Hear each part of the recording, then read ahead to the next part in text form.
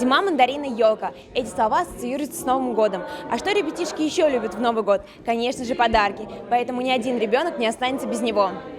Гора новостей на празднике в честь Нового года для ребятишек и их родителей. Мероприятие проходит в Доме молодежи Ишлейк Хаус.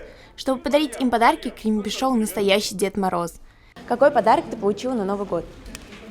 Я получила куклу, я получила альбом и разные сладости.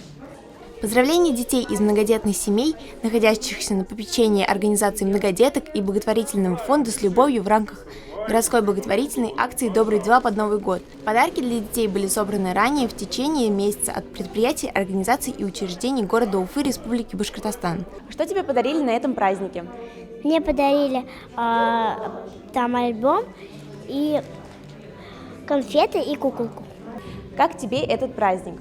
Мне он очень понравился, он был интересный.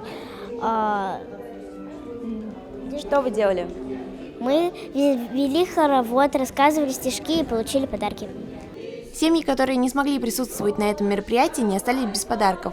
Им решили сделать сюрприз и доставили прямиком к ним домой. Вот это, я понимаю, настоящее новогоднее чудо. Мы классно провели время, водили хороводы возле Деда Мороза и пели песни. Каждый ребенок получил подарок. Даша Левченко, Руслан Бикбаев специально для Горы новостей.